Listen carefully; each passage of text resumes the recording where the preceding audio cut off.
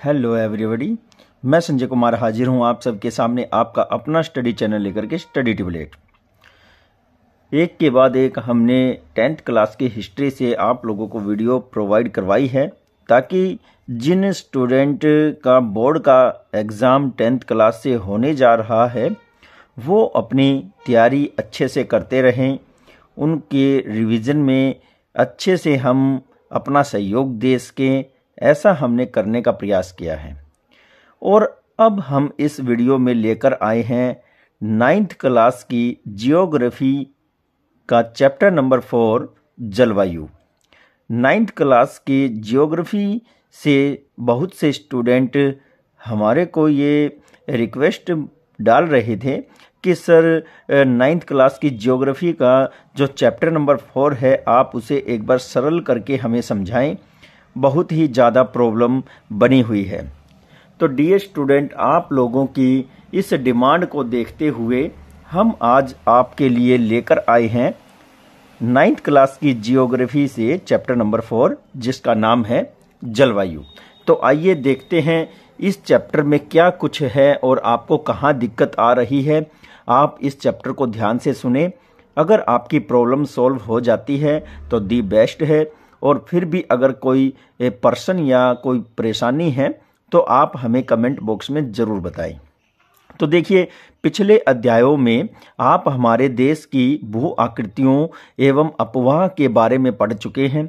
यहाँ कहा है भू आकृतियाँ, जो हमारे देश में अलग अलग भू दृश्य देखने को मिलते हैं, और जो अपवाह है यानी कि जो नदी तंत्र है, जलीय तंत्र है, वो है ना। तो देखिए आगे क्या बताया, किसी क्षेत्र के प्राकृतिक पर्यावरण को जानने के लिए आवश्यक 3 मूल तत्वों में से 2 तत्वों में ही आते हैं। 2 तत्वों में ये ही आते हैं। कौन से आते हैं? भू आकृतियां और अपवाह। ठीक है। फिर इसके बाद है प्रस्तुत अध्याय में, यानी कि इस अध्याय में आप तीसरे तत्व यानी कि हमारे देश की वायुमंडलीय अवस्था के बारे में पढ़ेंगे। तो वायुमंडलीय जो अवस्था है उसके विषय में हम जानेंगे और ये किस तरह से प्रभावित करते हैं हमारे जलवायु को या हमारे भूदृश्यों को या हमारी लाइफ को। हम ऊनी वस्त्र दिसंबर में क्यों पहनते हैं, फिर अथवा मई का महीना असुविधाजनक एवं गर्म क्यों होता है, या फिर वर्षा जून जुलाई में ही क्यों होती है। इन सभी प्रश्नों का उत्तर आप भारत की जलवायु के अध्ययन से जान सकते हैं। तो ये क्वेश्चन नॉर्मल सी बात है, किसी न किसी स्टूडेंट के मन में ज़रूर आते होंगे कि ऐसा कैसे होता है कि भाई ये जो दिसंबर नवंबर के या जनवरी का महीना है ये ठंडा ही क्यों होता है, फिर जून जुलाई का महीना वो गर्म क्यों होता है, अगस्त सितंबर और जो अक्टूबर का महीना है वो वर्षा का महीना क्यों होता है। तो ऐसे क्वेश्चन आना लाजमी है। तो देखिए आगे क्या बताया है, एक विस्तृत क्षेत्र में लंबी समयावधि यानी कि बताया गया है 30 वर्ष या उससे अधिक में मौसम की विभिन्न अवस्थाओं या विविधताओं के कुल योग को उस क्षेत्र की जलवायु कहते हैं। यानी कि एक बहुत बड़े क्षेत्र में, जैसे कि हरियाणा है और राजस्थान है, हमारी जितने भी स्टेट हैं, ये एक बहुत ही बड़े भौगोलिक क्षेत्र हैं। ठीक है। और इनमें 30 वर्ष या उससे अधिक जो मौसम रहता है और उसमें भी विभिन्नताओं का जो योग होता है, यानी कि जो ये मौसम लगातार बदलता रहता है कि भाई सर्दी गर्मी इस महीने में आती है, वर्षा इस महीने में आती है, बसंत आती है। तो ये लगातार 30 वर्षों तक एक समान गति से अगर उसी समय के दौरान आती हैं तो उसे उस क्षेत्र की जलवायु घोषित कर दिया जाता है। तो मौसम एक विशेष समयावधि में एक क्षेत्र विशेष की वायुमंडलीय अवस्था को बताता है। ठीक है। तो यहाँ पर मौसम जो है ये एक विशेष समय की अवधि में एक क्षेत्र की वायुमंडलीय अवस्था बताता है हमें, इसलिए हम उसको मौसम कहते हैं। 30 वर्ष की नहीं बताता। ठीक है। फिर देखिए, मौसम तथा जलवायु के तत्वों में तापमान, वायुमंडलीय दाब, पवन, आर्द्रता और वर्षण आते हैं।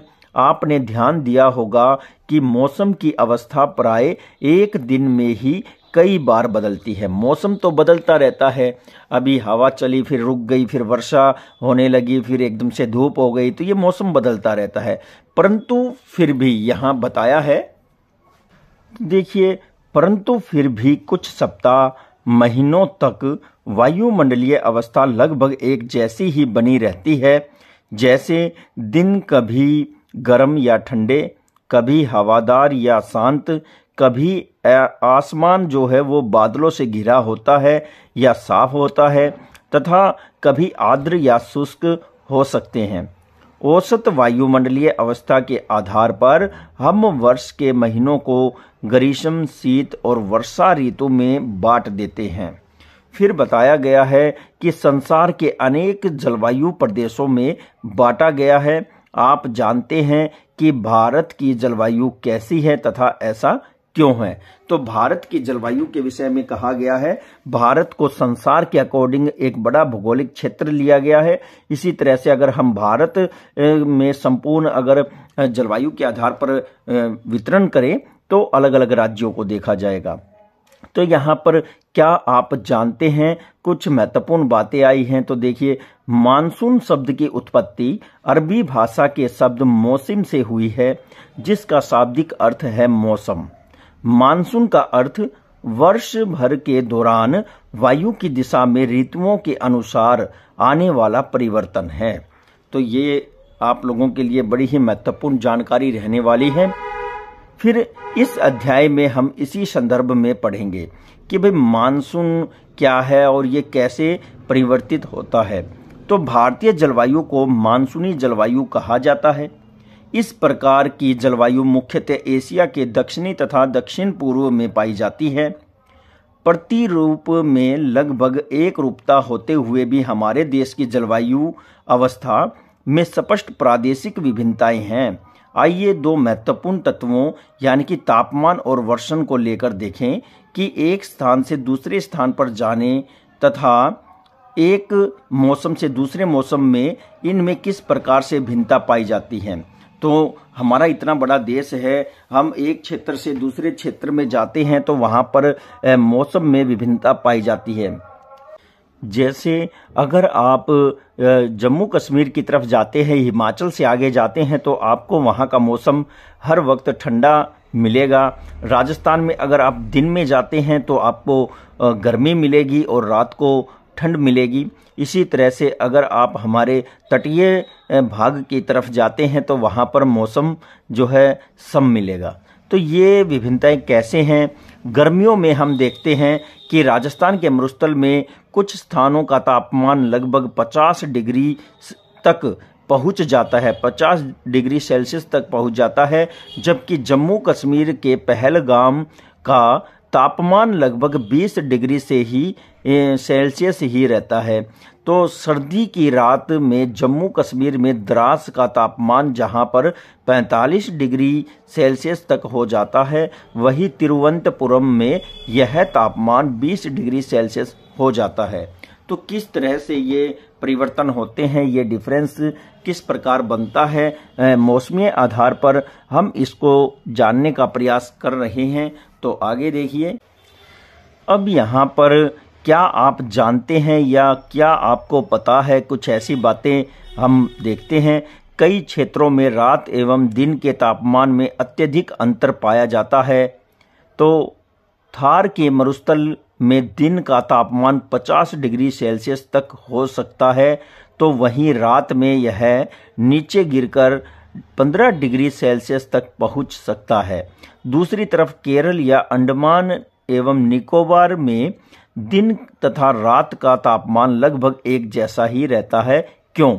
तो यहाँ पर ये भी हमें पता लगाना है ऐसा क्यों होता है। तो देखिए, इसी प्रकार वर्षण के रूप में तथा प्रकार ही नहीं, मतलब हम इसका केवल प्रकार ही नहीं जानेंगे बल्कि इसकी मात्रा और ऋतु के अनुसार इसके वितरण में भी काफी भिन्नता होती है।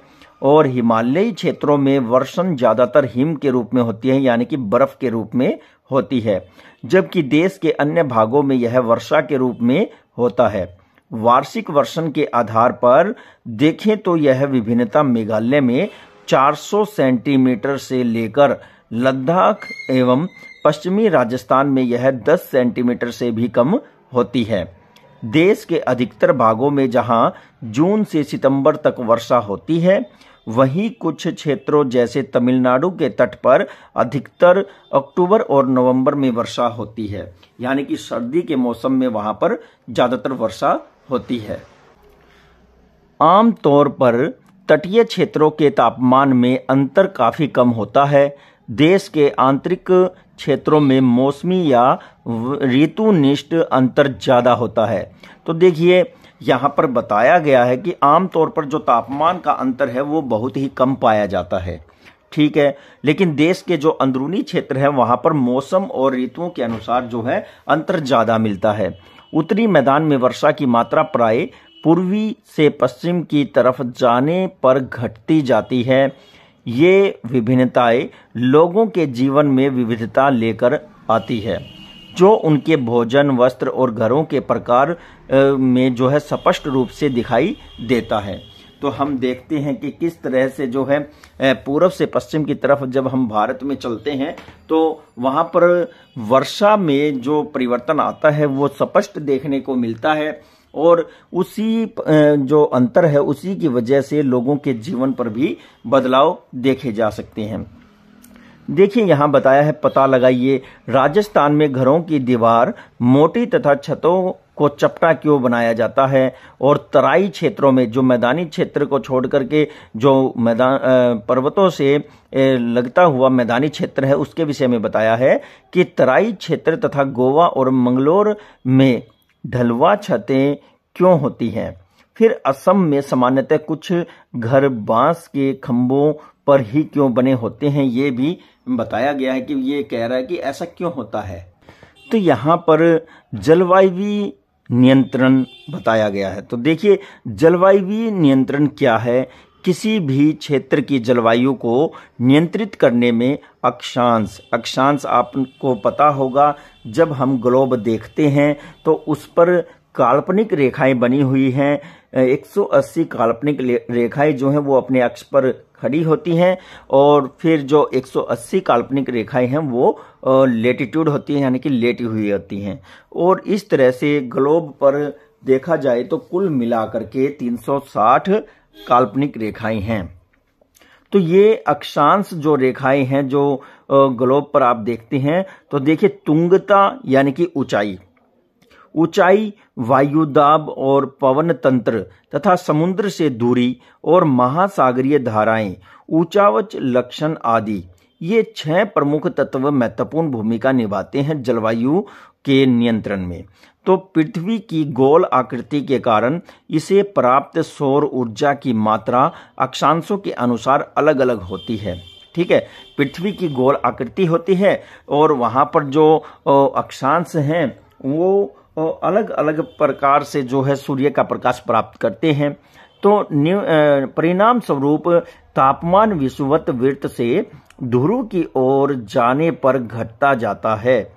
जब कोई व्यक्ति ऊंचाई की ओर जाता है तो वायुमंडल की सघनता कम हो जाती है तथा तापमान घट जाता है। इसलिए पहाड़ियां गर्मी के मौसम में ठंडी होती हैं। प्रत्येक क्षेत्र का वायुदाब एवं पवन तंत्र उसके स्थानीय अक्षांश तथा ऊंचाई पर निर्भर करता है, जो तापमान और वर्षा के वितरण को भी प्रभावित करता है। इसी प्रकार समुद्र का जलवायु पर समकारी प्रभाव पड़ता है। समकारी प्रभाव यानी कि ना तो वो तापमान को ज्यादा घटाता है और ना ही बढ़ने देता है। जैसे जैसे समुद्र से हमारी दूरी बढ़ती जाती है यह प्रभाव निरंतर कम होता जाता है एवं लोग विभिन्न विषम मौसमी अवस्थाओं को महसूस करते हैं, जिसे महाद्वीपीय अवस्था या गर्मी में बहुत अधिक गर्मी या सर्दी में बहुत अधिक सर्दी का अनुभव करते हैं। महासागरीय धाराएं तट की ओर चलने वाली हवाओं के साथ तटीय क्षेत्रों की जलवायु को प्रभावित करती है। तो आप जरा सोचिए, महासागरों के ऊपर से जो हवाएं आती हैं तो वो क्या होगा कि जो महासागर का जो पानी वाष्प बन के ऊपर उठता है तो वो हवा में मिलता है, और वो पवनें जब हमारे तटीय क्षेत्रों की पवनों के साथ मिलकर के आगे बढ़ती हैं तो क्या होगा, ये हमें देखना है। आगे बताया है की जलवायु को प्रभावित करती हैं। ठीक है, ये वहाँ की जलवायु को प्रभावित करती हैं। उदाहरण के लिए कोई भी तटीय क्षेत्र जहाँ गर्म या ठंडी जलधाराएं बहती हैं और वायु की दिशा समुद्र से तट की तरफ हो तो वह तट गर्म या ठंडा हो जाएगा। तो अब ये उस समुद्र की तरफ से आने वाली हवाओं के ऊपर डिपेंड करता है कि वो किस प्रकार की जो जलवाष्प है, गर्म है, ठंडी है, उनको लेकर आ रही है, और फिर जो उस तटीय क्षेत्र पर जो हवाएं हैं वो गर्म है या ठंडी हैं, उनके ऊपर निर्भर करता है, और वो उसी तरह से जलवायु को भी बदलने में सहायक होता है। आगे देखिए, पता लगाइए कहा है, विश्व के ज्यादातर मरुस्थल महाद्वीपों के पश्चिमी किनारों पर उपोष्ण कटिबंधीय भागों में ही क्यों स्थित है। ये कहा है उपोष्ण कटिबंधीय भागों पर ही क्यों स्थित है, तो इसका भी हमें पता लगने वाला है। उससे पहले इसी प्रकार किसी स्थान की जलवायु को निर्धारित करने में वहां के ऊंचावच की भूमिका भी काफी महत्वपूर्ण होती है। ऊंचे पर्वत ठंडी अथवा गर्म वायु को रोक लेते हैं। यदि उनकी ऊंचाई इतनी हो कि वो वर्षा लाने वाली वायु के रास्ते या रास्तों को रोकने में सक्षम हो तो ये उस क्षेत्र में वर्षा लाने का कारण भी बन सकते हैं। पर्वतों के पवन विमुख ढाल प्राय सूखे रहते हैं। तो देखिए, यहाँ कहा है कि पर्वतों का जो स्वरूप है या जो पवन विमुख का मतलब होता है, जहाँ से पवन आ रही है तो वहाँ तो पर्वत के क्षेत्र में वर्षा होगी, लेकिन उसके ठीक विपरीत में जो है वो सूखा रह जाता है।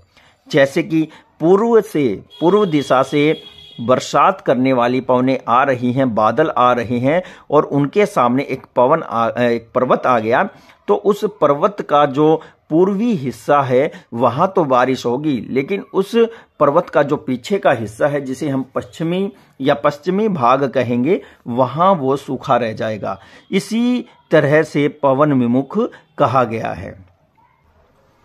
अब अगर हम बात करें अक्षांश की, तो देखिए, इससे पहले भारत की जलवायु को प्रभावित करने वाले जो कारक हैं वो हमने पहले देखे हैं कि वो 6 कारक हैं। तो उनमें से अब हम अक्षांश को देखते हैं, ये कैसे प्रभावित करता है। तो देखिए, कर्क वृत्त भारत के मध्य भाग, तो कर्क की बात कर रहा है, ये विषुवत और मकर की नहीं कर रहा। ठीक है, कर्क वृत्त यानी कि इंग्लिश में इसको क्या बोलेंगे, ट्रॉपिक ऑफ कैप्रिकॉन। ठीक है, तो ट्रॉपिक ऑफ कैप्रिकॉन यानी कि कर्क वृत्त भारत के मध्य भाग, पश्चिम में कच्छ के रण से पूर्व में मिजोरम से होकर गुजरती है। अतः देश का लगभग आधा भाग कर्क वृत्त के दक्षिणी भाग में है, जो उष्ण कटिबंधीय क्षेत्र में स्थित है। कर्क वृत्त का शेष भाग उत्तरी उपोष्ण कटिबंध में है। इसलिए भारत की जलवायु में उष्ण कटिबंधीय और उपोष्ण कटिबंधीय दोनों प्रकार की जलवायु की विशेषता उपस्थित है। ठीक है, तो आप समझ गए होंगे कि भाई भारत के मैप में जब आप कर्क रेखा देखते हैं तो वह कर्क रेखा के नीचे वाला जो हिस्सा है दक्षिण भारत का, तो वहां पर उष्ण कटिबंधीय जलवायु पाई जाती है, और उस कर्क रेखा के ऊपर वाला जो क्षेत्र है जहां हिमालय और उत्तर भारत हमारा है, तो वहां पर आपको उपोष्ण जलवायु देखने को मिलेगी। ठीक है, फिर देखिए, ऊंचाई भी प्रभावित करती है जलवायु को। भारत के उत्तरी भाग में हिमालय स्थित है। ठीक है, जिसकी औसत ऊंचाई लगभग 6000 मीटर है। औसत ऊंचाई लगभग 6000 मीटर बताई है। भारत का तटीय क्षेत्र भी विशाल है। तो तटीय क्षेत्र विशाल है, और कुल कितना है ये तटीय क्षेत्र, ये है 7516.6 किलोमीटर, जिसकी अधिकतम ऊंचाई लगभग 30 मीटर है। हिमालय पर्वत मध्य भारतीय उपमहाद्वीप में मध्य एशिया से आने वाली ठंडी पवनों को भारत में प्रवेश करने से रोकता है। ठीक है, हिमालय का जो पर्वत है हमारा, वो मध्य एशिया से आने वाली ठंडी हवाओं को रोक लेता है, भारत में एंट्री नहीं करने देता, क्योंकि पर्वतों की ऊंचाई ज्यादा होती है, उन पवनों की ऊंचाई इतनी नहीं होती कि वो उस पर्वत को पार करके आ जाए। तो आप देखेंगे कि दिसंबर जनवरी के महीने में यही कारण होता है कि वो पवनें जो हैं जिन्हें हम साइबेरियन पवनें कहते हैं, वो चाइना में बड़ी बड़ी नदियों को भी जमा देता है, बर्फ बना देता है। अगर वो पवनें भारत में आ जाए तो सोचो कैसा होगा हमारा हाल। तो इन्हीं कारणों से इस क्षेत्र में मध्य एशिया की अपेक्षा कम ठंड पड़ती है।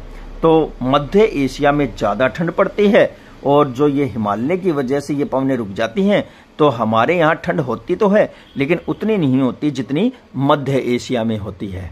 और अब हम बात करेंगे वायु दाब या फिर पवन की। तो वायु दाब आपको पता होना चाहिए, एक प्रति इकाई क्षेत्र में जो पवन का भार है वो वायु दाब बनाता है और फिर वहां पर चलने वाली जो हवा है उसे पवन कहते हैं। तो भारतीय जलवायु तथा उससे संबंधित मौसमी अवस्थाएं निम्नलिखित वायुमंडलीय अवस्थाओं के द्वारा संचालित होती है। तो वायुमंडलीय दाब और धरातलीय पवनें, फिर है ऊपरी वायु परिसंचरण, ठीक है, जो ऊपर से बहता है वो वायु का परिसंचरण कहा गया है। और पश्चिम के चक्रवाती विक्षोभ तथा उष्णकटिबंध चक्रवात, भारतीय उपमहाद्वीप उत्तर पूर्वी व्यापारिक पवन जिन्हें हम ट्रेड विंड्स बोलते हैं, क्षेत्र में स्थित है। ये पवनें उत्तरी गोलार्ध की उपोष्ण कटिबंधीय उच्च दाब पट्टियों से उत्पन्न होती हैं। ठीक है, तो ये जो पवनें होती हैं जिन्हें हम उत्तर पूर्वी व्यापारिक पवनें कहते हैं, ये कैसे बनती हैं? ये पवनें उत्तरी गोलार्ध की उपोष्ण कटिबंधीय उच्च दाब पेटियों से उत्पन्न होती है। ये दक्षिण की ओर बढ़ती हुई कोरियोलिस बल के परिणाम स्वरूप, ये कोरियोलिस बल क्या होता है? कोरियोलिस बल जो होता है ये अपना बहुत ही ज़्यादा प्रभाव दिखाता है कहीं भी क्षेत्र के जलवायु में। जैसे कि दो ट्रेन आमने सामने से आ रही हैं और ट्रेन की खिड़की में बैठे हुए लोगों को जब वो ट्रेनें एक दूसरे से क्रॉस करती हैं तो हवा का फटकारा लगता है, वही जो बल उत्पन्न होता है उसी को ही कहते हैं कोरियोलिस बल। और ये पृथ्वी के घूर्णन की वजह से होता है।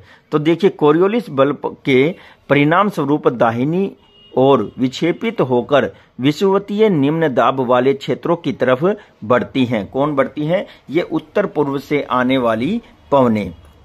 इन पवनों में नमी की मात्रा सामान्यतः बहुत कम होती है क्योंकि ये स्थलीय भागों पर उत्पन्न होती है और बहती हैं, इसलिए इनके द्वारा वर्षा या तो कम होती है या फिर होती ही नहीं।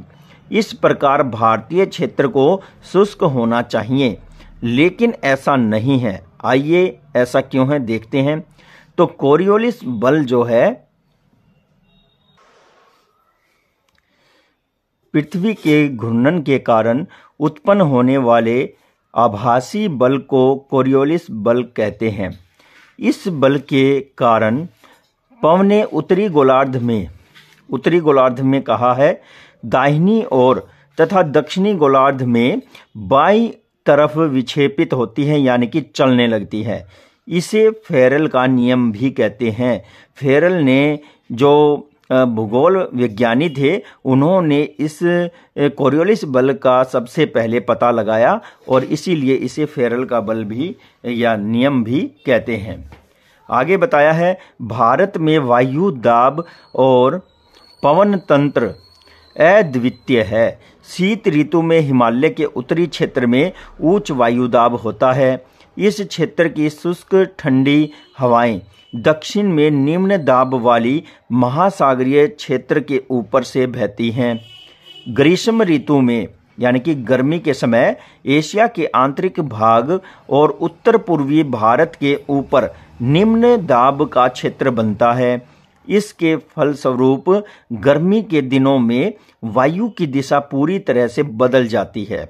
दक्षिण में स्थित हिंद महासागर के उच्च दाब वाले क्षेत्र से दक्षिण पूर्वी दिशा में बहते हुए वायु जो है वो विषुवत वृत्त को पार करके दाहिनी ओर मुड़ते हुए भारतीय उपमहाद्वीप में उत्पन्न निम्न वायु दाब वाले क्षेत्र की ओर बढ़ जाती है।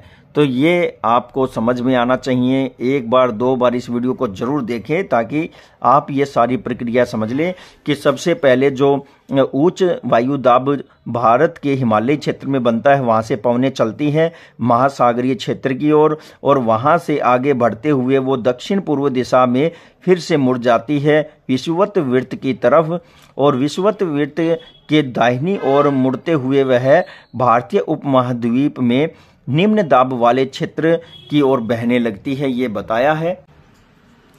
फिर उसके बाद हम देखते हैं कि इन्हें दक्षिण पश्चिम मानसूनी पवनों के नाम से जाना जाता है, क्योंकि ये दक्षिण पश्चिम से भारत में प्रवेश करती है, तो इसलिए इनको दक्षिण पश्चिम मानसूनी पवनें भी कहा जाता है। ये मानसूनी पवनें कोष्ण महासागरों के ऊपर से बहते हुए नमी ग्रहण करती हैं और भारत की मुख्य भूमि पर वर्षा करने में सहायक होती हैं, और इस प्रदेश में वायु का ऊपरी परिसंचरण पश्चिमी प्रवाह के प्रभाव में रहता है। तो देखो इसने क्या कहा है कि भाई जो हमारा भारतीय क्षेत्र है इसमें वायु का ऊपरी परिसंचरण जो है वो पश्चिमी प्रवाह के प्रभाव में रहता है, यानी ऊपर की जो लेयर है उसमें जो हवा चलती है वो पश्चिम की ओर चलती है, और वैसे जो वर्षा करने वाली पवनें आती हैं वो उससे नीचे होकर के वो आती है कहाँ से, दक्षिण पश्चिम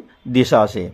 फिर आगे बताया गया है जिसका एक मुख्य घटक जेट धारा है, और इसका एक घटक यानी कि इसका कारण क्या है, जेट धाराएं हैं। फिर इस देश या प्रदेश के विषय में इतना कुछ जानने के बाद हम जेट धारा का जिक्र आया है तो इसका पता लगाते हैं। लगभग 27 डिग्री सेल्सियस से 30 डिग्री उत्तरी अक्षांश के मध्य बताया है कि लगभग 27 डिग्री से 30 डिग्री उत्तरी अक्षांशों के मध्य में स्थित होती हैं ये जेट धाराएं।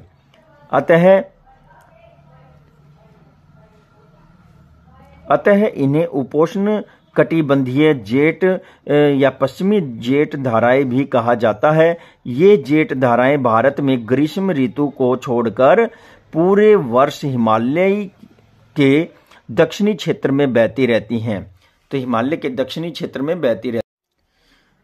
तो जेट धारा के विषय में बताया है ये संकरी पट्टी में सौभ मंडल में स्थित, सौभ मंडल जो हमारी पृथ्वी पर वायुमंडल मौजूद है उसकी पहली परत है, और उसमें स्थित अधिक ऊंचाई वाली पश्चिमी हवाएं होती हैं।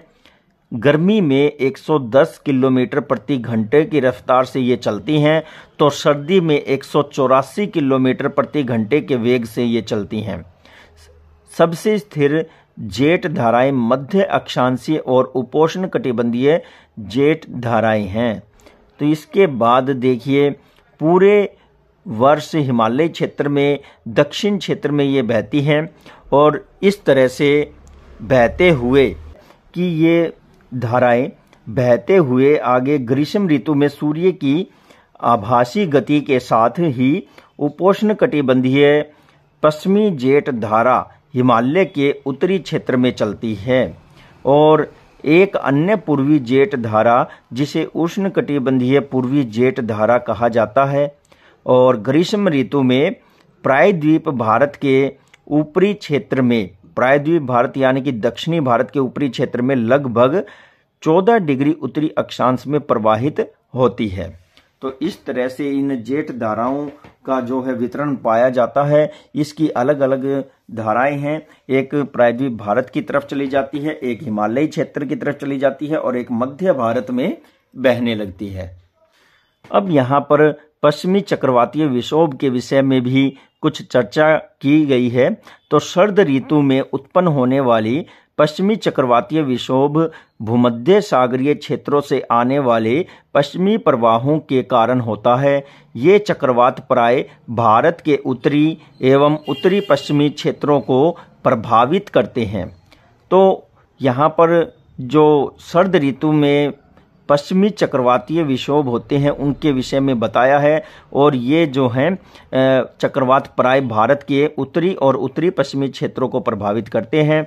उष्णकटिबंधीय चक्रवात मानसूनी समयावधि मानसूनी समयावधि क्या होती है? जो जून, जुलाई और अगस्त का महीना है, ये मानसूनी समयावधि है।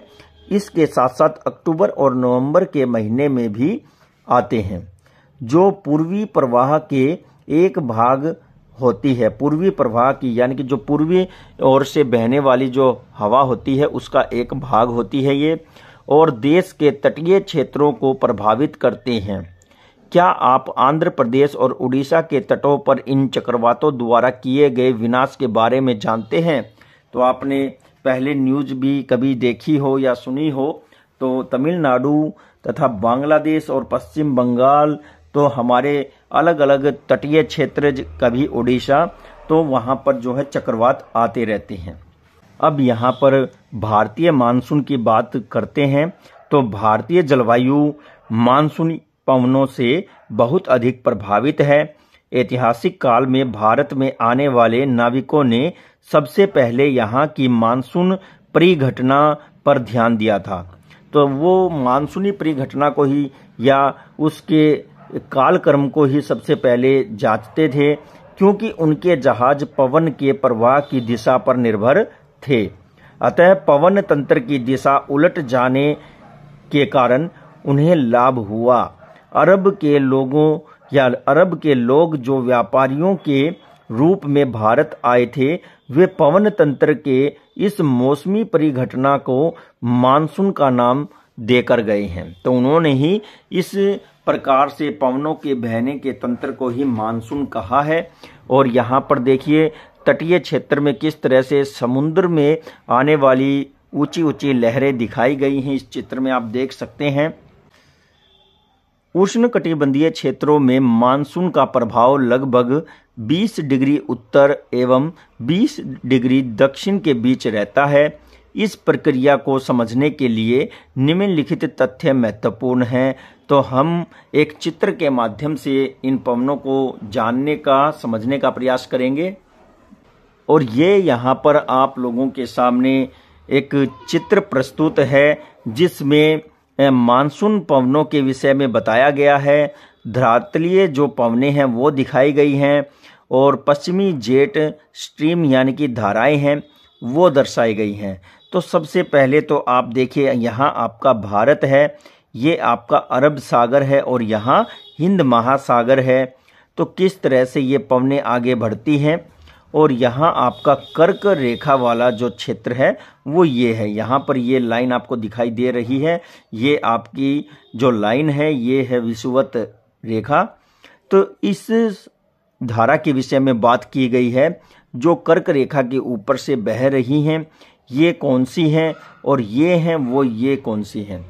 तो ये पवनें जो हैं ये पश्चिमी जेट धाराएं हैं जो पश्चिम से आगे बढ़ती हैं पूर्व की ओर। इसी तरह से ये कुछ धरातलीय पवनें हैं जो जमीन से यानी कि धरातल से समुद्र की ओर जाती हैं, ये वो धाराएं दिखाई गई हैं। कैसे होता है कि ये पवनें जब आगे बढ़ती हैं, इन धाराओं से टकराती हैं तो आगे फिर ये भारत की तरफ मुड़ जाती हैं। पॉइंट नंबर क में बताया गया है, जल तथा स्थल के गर्म तथा ठंडा होने की विभेद्री प्रक्रिया के फलस्वरूप भारत के स्थलीय भाग पर निम्न दाबीय क्षेत्र उत्पन्न होता है। तो यहाँ पर बताया कि पानी के ठंडा और गर्म होने के कारण जो अलग अलग ये प्रक्रिया होती है, इसकी वजह से भारत के स्थलीय भाग पर जो है निम्न वायु दाब उत्पन्न हो जाता है। ठीक है, जबकि इसके आसपास के समुद्री इलाकों में उच्च वायु दाब का क्षेत्र बन जाता है। ठीक है ना।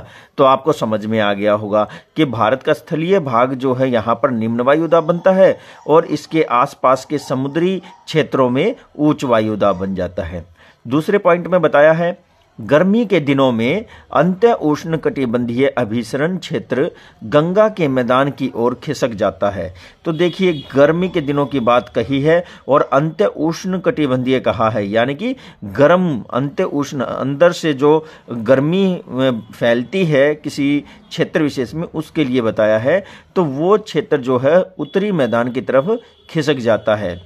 यह एक विषुवतीय गर्त है और जो प्राय विषुवत वृत्त से 5 डिग्री उत्तर में स्थित होता है। तो ये एक विषुवतीय गर्त है, ये बताया है। फिर आगे बताया है कि इसी को मानसून ऋतु में मानसूनी गर्त के रूप में जाना जाता है। तो डियर स्टूडेंट, आप लोगों को ये पॉइंट समझ में आ गया होगा। नेक्स्ट देखते हैं, गैप पॉइंट है हमारा तीसरा पॉइंट। हिंद महासागर में मेडागास्कर के पूर्व लगभग 20 डिग्री दक्षिणी अक्षांशीय क्षेत्र के ऊपर उच्च दाब वाला क्षेत्र होता है। तो उच्च दाब वाला क्षेत्र बन जाता है 20 डिग्री दक्षिणी अक्षांशीय क्षेत्र पर, जिसकी स्थिति एवं तीव्र भारतीय मानसून को प्रभावित करती है। तो ये जो प्रक्रिया है ये भी हमारे मानसून को प्रभावित करती है। फिर चौथा पॉइंट यानी कि पॉइंट नंबर 4 देखते हैं। ग्रीष्म ऋतु में तिब्बत का पठार अत्यधिक गर्म होने के कारण, तो जो तिब्बत का पठार है वो ग्रीष्म ऋतु में बहुत ही ज़्यादा गर्म हो जाता है। पठार के ऊपर समुद्री तल से लगभग 9 किलोमीटर की ऊंचाई पर तीव्र ऊर्ध्वाधर वायुमंडलीय धाराओं तथा उच्च दाब वाले क्षेत्र का निर्माण होता है।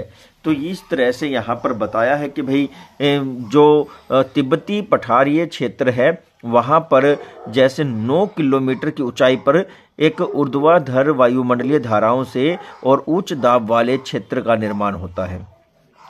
नेक्स्ट पॉइंट है, ग्रीष्म ऋतु में हिमालय के उत्तर पश्चिम क्षेत्र में जेट धाराओं का, जबकि भारतीय प्रायद्वीप के ऊपर, जो भारतीय प्रायद्वीप है उसके ऊपर, ठीक है, एक तरफ तो हो गया हिमालय यानी कि उत्तर पश्चिमी क्षेत्र हमारे भारत का, और दूसरा है भारतीय प्रायद्वीप के ऊपर तो उष्णकटिबंधीय पूर्वी जेट धाराओं का प्रभाव होता है।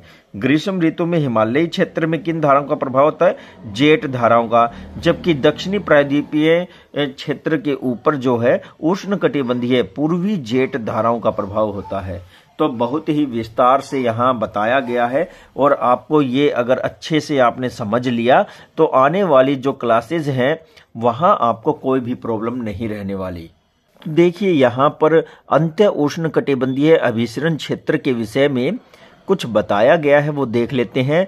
यह विषुवतीय अक्षांशों में विस्तृत यानी कि फैली हुई बहुत बड़े क्षेत्र में गर्त एवं निम्न दाब वाला क्षेत्र होता है, ठीक है। तो विषुवतीय क्षेत्र में बताया है, और वो हमने देखा था कि विषुवत से 5 डिग्री अक्षांश तक, है ना, तो ये वो गर्त वाला क्षेत्र होता है जहां पर उत्तर पूर्वी और दक्षिण पूर्वी व्यापारिक पवनें आपस में मिलती हैं। उत्तर पूर्वी और दक्षिण पूर्वी ये दोनों पवनें आपस में मिलती हैं। यद्यपि यह अभिसरण क्षेत्र विषुवत वृत्त के लगभग समानांतर होता है, परंतु सूर्य की आभासी गति के साथ साथ ही यह उत्तरी तथा दक्षिणी क्षेत्र की तरफ खिसकता रहता है। तो सूर्य की जो आभासी गति है तो उसके साथ साथ यह उत्तर और दक्षिण क्षेत्र की तरफ खिसकता है। तो आगे हम देखेंगे, ये जो आप चित्र देख रहे हैं इसमें भारतीय उपमहाद्वीप में जनवरी महीने के दौरान मौसम की स्थिति बताई गई है। तो जनवरी महीने के दौरान बताई गई है, तो आप देखिए पवनें किस तरफ से किस तरफ जा रही हैं। पहले आप लोग पवनें देखते हैं तो वो आपके केरल के रास्ते इंटर करती हैं हमारे भारत में, और यहाँ पर जो ये क्षेत्र दिखाए गए हैं जो तिब्बत का पठार है और जो यहाँ उत्तर पूर्वी भारत का क्षेत्र है, तो देखिए ये पवनें जो आप देख पा रहे हैं ये इस तरह से आगे बढ़ती हैं। कहाँ से? उत्तर पूर्व क्षेत्र से। और ये जो दक्षिणी क्षेत्र से पवनें जा रही हैं ये आगे जाकर के मिल जाती हैं। कहाँ मिलती हैं? अरब क्षेत्र के ऊपर मिलती हैं, अरब सागर से होते हुए। और फिर आप देखिए यहाँ पर ये जो एक बहुत ही बड़ी आपको दिखाई दे रही होगी ये लाइन, यहाँ पर दर्शाया गया है कि ये वो क्षेत्र है जो यहाँ पर दाब जो है, वायु दाब है, वो बदलता रहता है। अगर चट्टाने या फिर ये पठार गर्म होता है तो उच्च वायु दाब बन जाता है, और अगर ये ठंडा होता है तो निम्न वायु दाब बन जाता है। फिर इसी तरह से मेडागास्कर से आने वाली पवनों के विषय में बताया है, और अफ्रीकी क्षेत्र से निकल करके ये पवनें फिर ऑस्ट्रेलिया की तरफ बढ़ जाती हैं। कहाँ से होते हुए? इंडियन ओशियन से होते हुए। तो देखिए कितने अच्छे से यहाँ पर चित्र में दर्शाया गया है। आप इनको देखिए और समझिए, समझने का प्रयास करें। आगे देखते हैं। तो यहाँ पर एक चित्र और प्रस्तुत है आप लोगों के सामने, और इसको देखकर और भी अच्छे से हम समझ सकते हैं कि भारतीय उपमहाद्वीप में जून के महीने के दौरान मौसम की स्थिति कहाँ है। तो आप देखिए जरा, हमने पहले ही चर्चा की थी, जो आपका मानसून है वो जून के महीने में केरल में इंटर करता है, तो यहाँ दर्शाया गया है। और फिर ये पवनें जो हैं वो फिर भारतीय उपमहाद्वीप की तरफ आगे बढ़ती हैं। किस तरह से ये मोड़ खाते हुए जो अरब सागर है वहाँ से इंटर करती है भारत में, और पूरे भारत में ये वर्षा का कारण बनती हैं। तो धरातलीय पवनें हैं।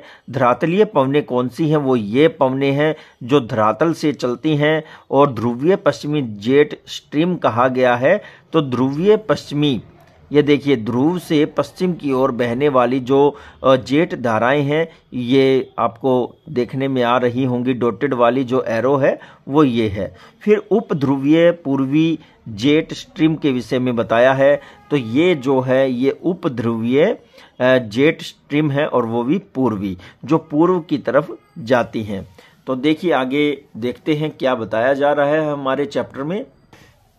बताया है इसके अलावा दक्षिणी महासागरों के ऊपर दाब की अवस्थाओं में होने वाला परिवर्तन भी मानसूनी पवनों को प्रभावित करता है।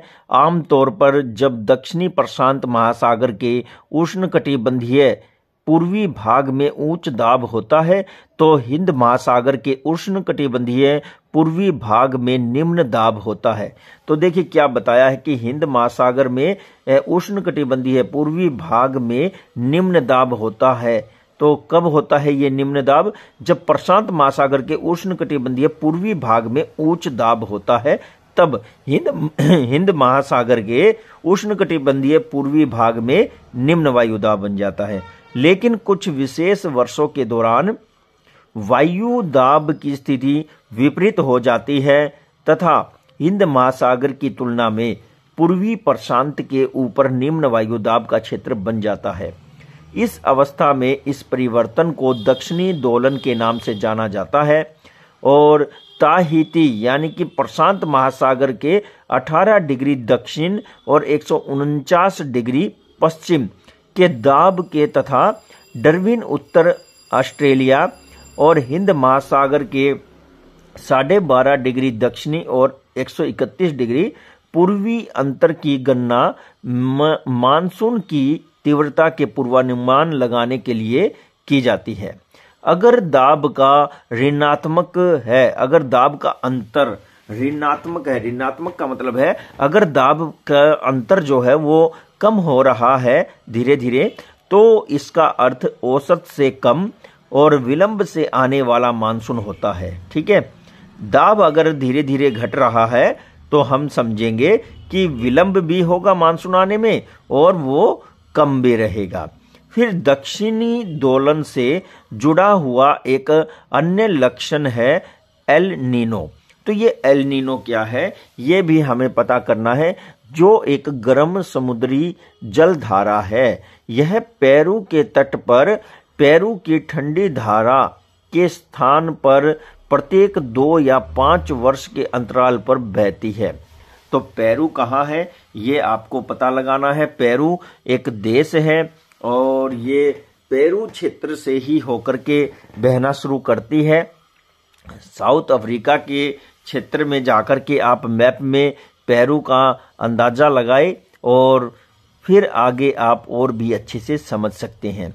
दाब की अवस्था में बदलाव का संबंध एल नीनो से है। जब दाब की अवस्था बदलती है, उसमें परिवर्तन आता है तो एल नीनो कहा जाता है। अतः इस परिघटना को एनसो ENSO अथवा एल नीनो का दक्षिणी दोलन।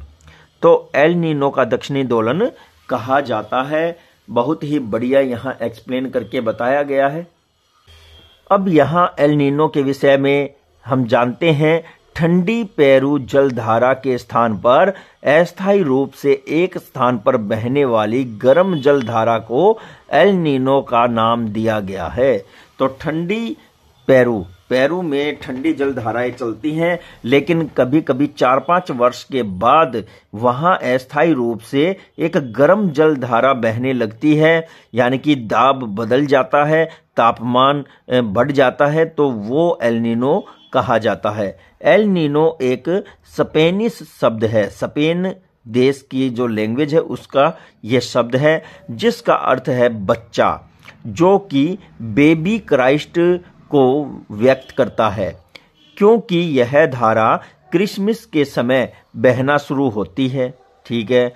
एल नीनो समुद्र की तरफ के तापमान को बढ़ा देती है, जो उस क्षेत्र में व्यापारिक पवनों को स्थिर कर देती है, यानी कि उनको एक जगह पर ही रुकने पर मजबूर कर देती है। अब हम देखते हैं मानसून का आगमन एवं वापसी। किस तरह से मानसून आता है और किस तरह से वो वापस जाता है। तो मानसूनी पवनें व्यापारिक पवनों की अपेक्षा नियमित नहीं है। तो व्यापारिक पवनें हमारे देश में जो है नियमित होती हैं, लेकिन मानसूनी पवनें नियमित नहीं होती। लेकिन ये संपन्दमान प्रकृति की होती है। संपन्दमान क्या है, यहाँ पर देखिए, जो ये पवनें हैं ये है अपने निश्चित जो रास्ता है उसका, वहां से ही चलने वाली ये पवनें होती हैं। लेकिन इसको कौन कौन प्रभावित करता है वो कारक भी हम जानेंगे। उष्णकटिबंधीय समुद्रों के ऊपर बहते हुए ये विभिन्न वायुमंडलीय अवस्थाओं से प्रभावित होती है। देखा मैंने आपको कहा ना, तो ये विभिन्न वायुमंडलीय अवस्थाओं से प्रभावित होती है। जून के आरंभ से लेकर मध्य सितंबर तक 100 से 120 दिनों के बीच मानसून का समय होता है। तो जून महीने का आरंभ से मानी गई है, और हमारे भारत में 1 जून से ये केरल से इंटर कर जाती है मानसून पवनें। और ये कहा जाता है 1 जून, वैसे इसका दिन टाइम जो है यही होता है, लेकिन 1-2 दिन आगे पीछे भी हो जाती है। तो यहाँ बताया गया इसका समय कितना होता है, इसका समय होता है 100 से 120 दिनों के बीच। तो इसके आगमन के साथ ही सामान्य वर्षा में अचानक वृद्धि हो जाती है, जो लगातार कई दिनों तक जारी रहती है। इस घटना को मानसून प्रस्फोट या फटना कहते हैं, जिसे मानसून पूर्व बौछारों से अलग किया जा सकता है। तो आप समझ गए होंगे, जब ये मानसून पवनें भारत में इंटर करती हैं तो पहले जो थोड़ी बहुत वर्षा होती थी उसमें तेजी आ जाती है, और इसी को ही मानसून प्रस्फोट कहा जाता है। भारत में सामान्यतः जून के प्रथम सप्ताह में मानसून दक्षिणी दिशा से प्रवेश करता है। इसके बाद यह 2 भागों में बंट जाता है। तो देखिए, दक्षिणी दिशा से यानी कि केरल से प्रवेश करता है भारत में, और फिर यह 2 भागों में बंट जाता है। एक तो है अरब सागर की शाखा, और दूसरी है बंगाल की खाड़ी की शाखा। मानसून की अरब सागर शाखा लगभग 10 दिन बाद 10 जून के आसपास मुंबई पहुंचती है। तो ये आपको देखना है कि अरब सागर की तरफ जो पवनें मुड़ जाती हैं वो लगभग 10 जून तक मुंबई में पहुंच जाती हैं, और बंगाल की खाड़ी की शाखा भी तेजी से आगे की ओर बढ़ती है तथा जून के प्रथम सप्ताह के आसपास असम में पहुंच जाती हैं। तो हम उनको भी मैप के माध्यम से देखेंगे कैसे वो आगे बढ़ती हैं और कहां कहां वो चली जाती हैं। ऊंचे पर्वतों के कारण मानसूनी पवनें पश्चिम दिशा में गंगा के मैदान की तरफ मुड़ जाती है, क्योंकि असम में जाने के बाद जब वहां पर अरुणाचल प्रदेश और असम तथा मेघालय के जो ऊंचे ऊंचे पर्वत है उनसे वो पवनें टकराती हैं, और फिर वो टकरा करके उनको जहां जाने का रास्ता मिलता है वो है पश्चिम की तरफ। पश्चिम अगर असम से हम देखें तो उत्तर गंगा का मैदान है वो, और उस तरफ ये मानसून पवनें मुड़ जाती हैं। फिर आगे हम देखेंगे जून के मध्य तक अरब सागर की शाखा सौराष्ट्र, कच्छ एवं देश के मध्य क्षेत्रों में पहुंच जाती हैं। तो ये शाखा जो है ये पवनों को कहा गया है, पवने, मानसूनी पवने दोनों गंगा के मैदान के उत्तरी पश्चिमी भाग में आपस में मिल जाती हैं। अब आपको समझ में आ गया होगा कि एक जो असम से पश्चिम की ओर आती है उत्तरी गंगा की मैदान की तरफ, और दूसरी जो मुंबई में 10 जून को पहुंचती है, तो वह सौराष्ट्र आदि क्षेत्र यानी कि कच्छ के रन से होते हुए ये भी उत्तरी गंगा के मैदान की तरफ आ जाती हैं और वहीं जाकर के ये दोनों मिलती भी हैं। दिल्ली में मानसूनी वर्षा सामान्यतः बंगाल की खाड़ी शाखा से लगभग 29 जून के आसपास होती है। तो ये भी हमें जानने को मिला है कि हमारे जो नजदीक दिल्ली है तो उसके क्षेत्र में ये वर्षा 29 जून के आसपास यहां पर वर्षा होती है। आगे बताया है जुलाई मास के प्रथम सप्ताह में मानसून पश्चिमी उत्तर प्रदेश, पंजाब, हरियाणा तथा पूर्वी राजस्थान में पहुंच जाता है। कब? जुलाई महीने के पहले सप्ताह में। तो ये इन क्षेत्रों में पहुंचता है उत्तर प्रदेश, पंजाब, हरियाणा तथा पूर्वी राजस्थान में। मध्य जुलाई तक आते आते मानसून हिमाचल प्रदेश तथा देश के अन्य हिस्सों में भी पहुंच जाता है। अब तो आपको धीरे धीरे समझ में आया होगा जो यात्रा हमारे भारत में मानसून ने केरल से शुरू की थी वो किस तरह से असम और मुंबई होते हुए उत्तर भारत और फिर सारे मध्य भारत में भी ये फैल जाता है। आगे बताया है भारत में मानसून की वापसी अपेक्षाकृत एक क्रमिक प्रक्रिया है। तो ये एक क्रम में चलने वाली प्रक्रिया होती है जो हर बार चलती है, यानी कि जो मानसून आता है वो मानसून वापस भी जाता है, जो सितंबर से भारत के उत्तर पश्चिमी राज्यों से शुरू हो जाती है। ठीक है ना। तो यहां आप समझ गए होंगे उत्तर पश्चिम राज्य कौन से हैं। तो उत्तर पश्चिम राज्य आपके पंजाब, कुछ राजस्थान का हिस्सा है, जम्मू कश्मीर है, हिमाचल है, इधर से जो है ये आ जाते हैं।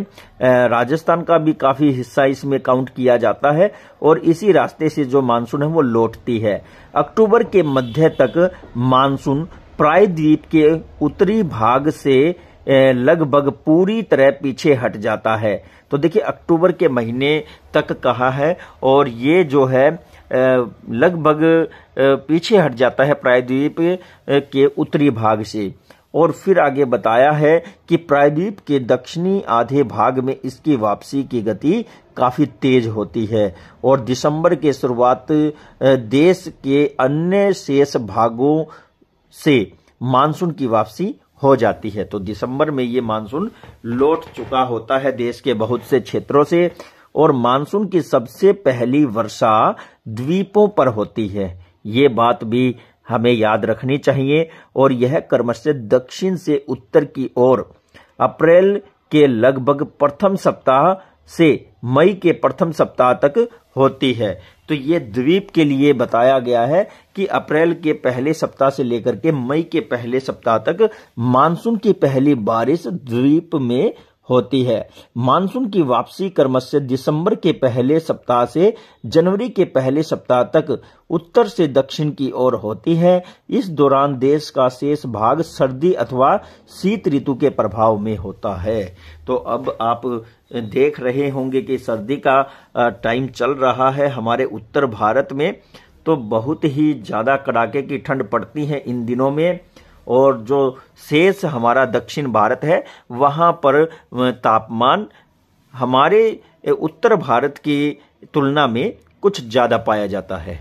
तो अब हम बात करते हैं ऋतुएं। तो देखिए मानसूनी जलवायु की विशेषता एक विशिष्ट मौसमी चक्र होता है। मौसम का अपना एक निश्चित जो समय होता है उस पर वो अपना कार्य करता है। तो ये एक चक्र के रूप में कार्य करता है। प्राय एक ऋतु से दूसरी ऋतु में मौसम की अवस्थाओं में बहुत अधिक परिवर्तन देखने को मिलता है। ठीक है।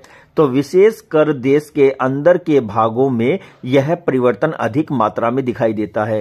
तो देश के अंदरूनी भागों में ये जो ऋतुओं का परिवर्तन है ये ज्यादा देखने को क्यों मिलता है? क्योंकि माय डियर स्टूडेंट, हमारा देश का ये जो क्षेत्र है अंदरूनी क्षेत्र, यह जलीय जो स्थल है उससे थोड़ा दूर है, इसलिए तटीय प्रदेशों के तापमान में बहुत अधिक विभिन्नता नहीं होती, यद्यपि यहाँ वर्षा के प्रारूपों में काफ़ी भिन्नताएं पाई जाती हैं। अपने क्षेत्र में आप कितने प्रकार की ऋतुओं को पहचान सकते हैं, जो शीत ऋतु, ग्रीष्म ऋतु, कुछ अन्य क्षेत्रीय विविधताओं के साथ मानसून के आगमन और उसकी वापसी का संकेत देते हैं। अब हम देखते हैं ऋतु के आधार पर किस तरह से हमारी पहली जो ऋतु है वो कौन सी है। लेकिन अगर हम मानसून पवनों की दिशा अगर देखें तो किस तरह से हैं, देखिए तो डियर स्टूडेंट, यहाँ जो नीचे की तरफ हम देख रहे हैं केरल में, तो यहाँ से मानसून जो है आगे बढ़ता है और ये फिर आगे बढ़ते हुए ये देखिए और ये बंगाल की खाड़ी में आ जाता है ये पवने, और ये पवने बंगाल की खाड़ी में आने के बाद इधर आती हैं और यहाँ पर असम, मेघालय तथा अरुणाचल प्रदेश, नागालैंड, मणिपुर, ये जो हमारा पर्वतीय हिमालयी क्षेत्र है, यहाँ पर ये पवने आकर के टकराती हैं। तो एक दो धाराएं म्यांमार की तरफ चली जाती हैं, कुछ धाराएं वापस हमारी जो बंगाल की खाड़ी है इसमें आ जाती हैं और बाकी जो धाराएं बच जाती हैं वो हमारे उत्तर भारत की तरफ बिखर जाती हैं। तो इस चित्र के माध्यम से आप अच्छे से समझ सकते हैं और आगे देखते हैं हम। अब अगर हम बात करें शीत ऋतु की, तो देखिए शीत ऋतु उत्तरी भारत में मध्य नवंबर से शुरू होकर फरवरी तक रहती है। ठीक है, ये हमारे उत्तर भारत के विषय में बताया गया है। उत्तरी भारत में दिसंबर तथा जनवरी सर्वाधिक ठंडे महीने होते हैं। इन महीनों में तापमान दक्षिण से उत्तर की ओर जो है वो बढ़ने पर घट जाता है। अगर हम दक्षिण से उत्तर की ओर जाते हैं तो तापमान घटेगा। पूर्वी तट पर चेन्नई का औसत तापमान लगभग 24 डिग्री सेल्सियस से 25 डिग्री सेल्सियस के बीच होता है, जबकि उत्तरी क्षेत्र में यह 10 डिग्री सेल्सियस से 15 डिग्री सेल्सियस तक होता है या इनके बीच होता है। तो इस दौरान दिन गर्म तथा रातें ठंडी होती हैं। उत्तर में तुषारपात क्या होता है, जो आप कोहरा धुंध ये देखते हैं तो उसी को ही कहा गया है, तथा हिमालय के ऊपरी ढलानों पर या ढालों पर हिमपात इस दौरान होने वाली सामान्य घटनाएं हैं। तो हिमपात आपको पता है, स्नोफॉल होती है वहां पर। आगे बताया है इस ऋतु के दौरान देश में उत्तर पूर्वी व्यापारिक पवनें चलती हैं। तो उत्तर पूर्वी व्यापारिक पवनें चलती हैं जो हर साल अपने निश्चित समय पर आती हैं। ये स्थलीय भागों से समुद्री भागों की ओर बहती हैं, तो इनको व्यापारिक पवनें कहते हैं। स्थल से समुद्र की ओर जाती हैं, इसलिए देश के अधिकतर भागों में शुष्क मौसम होता है और इन्हीं पवनों के कारण तमिलनाडु के तट पर कुछ मात्रा में वर्षा होती है, क्योंकि वहां पर ये पवनें समुद्र से स्थल या स्थलीय भागों की ओर चलती है।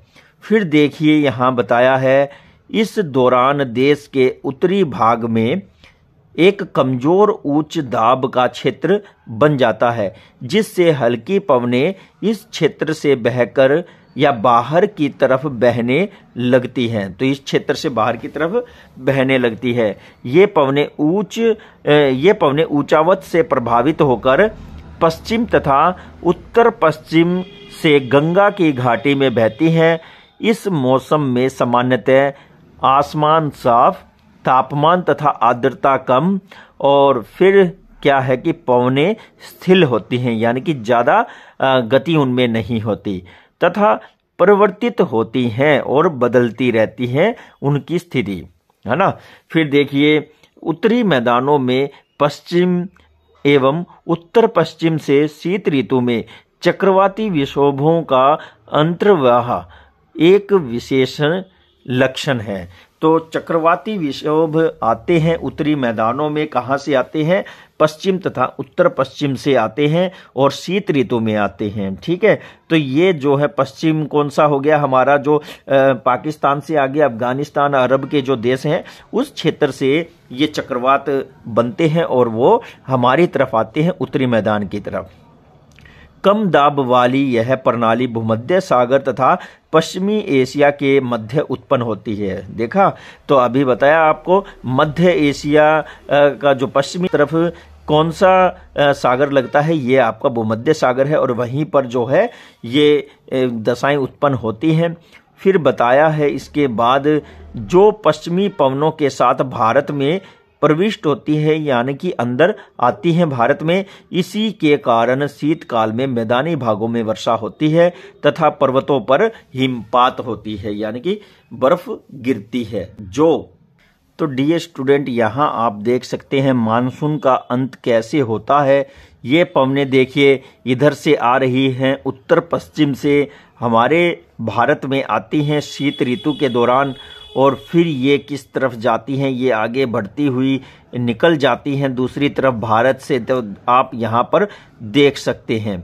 और फिर हम देखेंगे आगे हमारे चैप्टर में क्या कुछ बताया गया, जो उस समय बहुत अधिक आवश्यक होता है। जो हमारे जो उत्तर भारत का जो ठंडा क्षेत्र है वहाँ पर वर्षा होती है और शीत ऋतु में वर्षा होती है, और ये आवश्यक है जो फसलें हम यहाँ पर उन दिनों में बोते हैं। यद्यपि शीत ऋतु में वर्षा, जिसे स्थानीय तौर पर महावट कहते हैं, शीत ऋतु में जो वर्षा होती है उसे हम स्थानीय भाषा में महावट कहते हैं, कि कुल मात्रा काफ़ी कम होती है, लेकिन फिर भी रबी फसलों के लिए यह बहुत ही महत्वपूर्ण होती है। तो आपने देखा, मैंने आपको पहले ही बताया था कि फसलों के लिए ये बहुत ही ज़्यादा अच्छी होती है, और रबी की फसल हम इन दिनों में उगाते हैं, ये बताता है। तो आप इससे याद रख सकते हैं कि रबी की फसलें किन दिनों में आती हैं, तो सर्दी होती है उन दिनों में। और आप सोचिए जरा, आपके आसपास खेतों में क्या क्या उगा हुआ है, तो ये क्वेश्चन भी आप आसानी से सोल्व कर सकते हैं कि रबी और खरीफ की फसलों में कौन कौन सी फसलें आती हैं। फिर है प्रायद्वीपीय क्षेत्रों में शीत ऋतु स्पष्ट नहीं होती। प्रायद्वीपीय क्षेत्र कौन सा है? प्रायद्वीपीय क्षेत्र है हमारे दक्षिण भारत का क्षेत्र। समुद्री पवनों के प्रभाव से के फलस्वरूप शीत ऋतु में भी यहाँ तापमान के प्रारूप में परिवर्तन न के बराबर होता है। तो यहाँ देखिए, शीत ऋतु होते हुए भी यहाँ पर तापमान का जो प्रारूप है उसमें परिवर्तन नाम मात्र का ही होता है। अब आती है हमारी ग्रीष्म ऋतु। तो देखिए, सूर्य गति उत्तर की ओर आभासी होने के कारण जब सूर्य उत्तरायण हो जाता है, उत्तर की तरफ हमें दिखाई देता है, तो बताया है कि इसके कारण भूमंडलीय तापमान पट्टी उत्तर की ओर खिसक जाती है। मार्च से मई के दौरान उत्तर भारत या भारत में गर्मी की ऋतु होती है। ताप पट्टी के इस प्रकार स्थानांतरण के प्रभाव का पता हम विभिन्न अक्षांशों पर मार्च से मई की समयावधि के दौरान रिकॉर्ड किए गए तापमान को देखकर लगा सकते हैं। अगर हम मार्च से मई तक के समय को देखें कि भाई जो हम काउंट करते हैं कि भाई दिन सूर्य जो है किस समय उगते हैं, और फिर हम देखते हैं कि किस समय वो अस्त होते हैं, तो उसमें आपको स्पष्ट रूप से दिखाई देगा कि तापमान या सूर्य की गति या फिर अक्षांश पर पड़ने वाला प्रकाश, उसमें किस तरह से अंतर आता है। तो आगे बताया गया है कि मार्च में दक्कन के पठार का उच्च तापमान लगभग 38 डिग्री सेल्सियस होता है। तो 38 डिग्री सेल्सियस बताया गया है कब? पठार जो है हमारा दक्कन का, वहां पर, और वो भी कब? मार्च के महीने में। फिर इसी प्रकार अप्रैल में मध्य प्रदेश तथा गुजरात का तापमान लगभग 42 डिग्री सेल्सियस होता है। अप्रैल के महीने की बात कही है, और वो भी कहाँ? मध्य प्रदेश और गुजरात के क्षेत्र में। तो आगे देखते हैं। आगे बताया है कि देश के उत्तर पश्चिमी भागों का तापमान मई में सामान्यतः 45 डिग्री सेल्सियस होता है। तो देखिए, उत्तर पश्चिमी भागों का तापमान बताया है मई के समय में। भारत के प्रायद्वीपीय प्रदेशों में समुद्री प्रभाव के फलस्वरूप तापमान कम होता है, ठीक है ना। तो ये बताया है प्रायद्वीपीय यानी कि दक्षिणी क्षेत्र जो हमारा 3 ओर से समुद्र से घिरा है, तो उसी की वजह से यहाँ तापमान में परिवर्तन कम होता है। ग्रीष्म ऋतु में देश के उत्तरी भाग में तापमान में वृद्धि होती है। तो ग्रीष्म ऋतु में जून जुलाई में हम देखते हैं लू चलती है हमारे उत्तर भारत में, तथा वायु दाब में कमी आती है और उत्तर पश्चिम में मई के अंत में थार के रेगिस्तान से चली या थार के रेगिस्तान से लेकर पूर्व एवं दक्षिण पूर्व में पटना और छोटा नागपुर पठार तक एक कम दाब वाला लंबवत क्षेत्र उत्पन्न होता है। तो लंबवत एक क्षेत्र उत्पन्न हो जाता है जिसके बताया गया है कि चारों ओर पवन का परिसंचरण प्रारंभ हो जाता है और उस क्षेत्र के चारों तरफ पवनों का परिसंचरण शुरू हो जाता है, यानी कि पवनें बहने लगती हैं। अब है ग्रीष्म काल का एक प्रभावी लक्षण लू है। तो ग्रीष्म ऋतु में इसका एक प्रभावी लक्षण क्या है? लू है। ये धूल से भरी गर्म तथा शुष्क पवनें होती हैं जो भारत के उत्तर एवं उत्तर पश्चिमी क्षेत्रों में दिन के समय चलती हैं और कभी कभी ये देर शाम तक जारी रहती हैं। लू का सीधा प्रभाव अत्यंत घातक हो सकता है, यानी कि हमें इनसे बचना चाहिए। अगर हम इनसे सीधा हमारा शरीर टच में आएगा तो बहुत ही ज़्यादा भयंकर प्रभाव होता है। उत्तर भारत में मई के दौरान प्राय धूल भरी आंधियां भी चलती हैं क्योंकि तापमान को कम कर देती हैं। जो आंधियां चलती हैं उससे तापमान कम हो जाता है तथा अपने साथ ठंडी समीर यानी कि ठंडी हवाएं और हल्की वर्षा लाती हैं। अस्थायी रूप से ये लोगों को राहत प्रदान करती है। इस मौसम में कभी कभी तेज हवाओं के साथ मूसलाधार वर्षा भी होती है जिसके कारण प्राय हिमवृष्टि भी होती है जिसे हम ओलावृष्टि कहते हैं। फिर बताया है यहाँ पर वैशाख के महीने में होने के कारण पश्चिम बंगाल में इसे काल वैशाखी भी कहा जाता है। जो ये मूसलाधार वर्षा होने लग जाती है गर्मी के मौसम में, तो वैशाख महीना होता है इस समय और इसी वजह से पश्चिम बंगाल में इसे काल वैशाखी कहा जाता है। कर्नाटक एवं केरल में प्राय ग्रीष्म ऋतु के अंत में पूर्व मानसूनी वर्षा होती है और जिससे आम की जो फसल जल्दी पक जाती है, अतः इसे आम्र वर्षा भी कहा जाता है। कहाँ? कर्नाटक और केरल के क्षेत्र में। यहाँ पर बताया है ग्रीष्म ऋतु के अंत में जो मानसूनी वर्षा होती है उससे आम की फसल पक जाती है, इसलिए वहाँ पर इसे आम्र वर्षा भी कहा जाता है। अब हम देखते हैं वर्षा ऋतु यानी कि मानसून का आगमन। तो पहले ही हम डिस्कस कर चुके हैं, फिर भी हम ये पढ़ेंगे ताकि हमारा जो लेवल है जानकारी का वो और भी ज़्यादा आगे बढ़े। तो जून महीने के आरंभ में उत्तरी मैदानों में निम्न दाब की अवस्था तेज हो जाती है। जून के महीने की बात कहा है और निम्न दाब बनता है ना, जो दक्षिणी गोलार्ध की व्यापारिक पवनों को आकर्षित करता है। ये दक्षिण पूर्वी व्यापारिक पवनें दक्षिणी के जो समुद्री क्षेत्र के उपोष्ण कटिबंधीय क्षेत्रों में उत्पन्न होती है। ठीक है, क्योंकि ये पवनें गर्म महासागरों के ऊपर से गुजरती है, अतः ये अपने साथ इस महाद्वीप में अत्यधिक मात्रा में नमी को लेकर आती हैं। इन पवनों का वेग तीव्र हो जाता है जो प्राय 30 किलोमीटर प्रति घंटे की औसत वेग से चलती हैं और सुदूर उत्तर पूर्वी क्षेत्रों को छोड़कर ये पवनें देश के अन्य भागों में लगभग क्या करती हैं, एक मास में पहुंच जाती है, यानी कि एक महीने में पूरे देश में फैल जाती हैं। तो यहाँ पर आप डिटेल से देख सकते हैं कि मौसमी वर्षा भारत में जून से सितंबर तक का यहाँ पर मैप में दर्शाया गया है। किस तरह से भारत में वर्षा होती है, कितनी क्वांटिटी यानी कि कितनी सेंटीमीटर में ये वर्षा होती है। तो सबसे ऊपर हम यहाँ देखने वाले हैं, जो भी क्षेत्र डॉटेड वाला है वहाँ पर 0 से 20 सेंटीमीटर वर्षा होती है। तो देखते हैं, आइए वो क्षेत्र कौन से हैं। सबसे पहले तो जम्मू कश्मीर है, फिर यहाँ पर हमारा राजस्थान का जो रेगिस्तानी क्षेत्र है वो है, और फिर इसके बाद आप यहाँ पर देख सकते हैं कई क्षेत्र हैं, तमिलनाडु का वो छायावृष्टि वाले क्षेत्र हैं, आंध्र प्रदेश का कुछ क्षेत्र यहाँ पर दिखाया गया है। तो ये जो हैं आपको याद रखने चाहिए, 20 सेंटीमीटर से कम वर्षा वाले स्थान।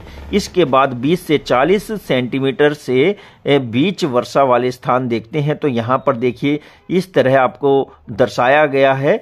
तो ये आपका लगभग राजस्थान का जो उत्तरी राजस्थान है यहाँ से लेते हुए और पश्चिमी गुजरात तक ये जाता है। पश्चिम यानी कि उत्तर पश्चिम का ये भारत का क्षेत्र है और यहाँ एक बहुत बड़ी पट्टी में जो है कितनी वर्षा होती है, 20 से 40 सेंटीमीटर। फिर इसके बाद हम देखें तो दक्षिणी महाराष्ट्र से लेकर के फिर हम कहाँ जाएंगे, कर्नाटक के बीचों बीच से होते हुए और आंध्र प्रदेश का काफ़ी क्षेत्र तथा लगभग तमिलनाडु भी यहाँ कवर हो जाता है।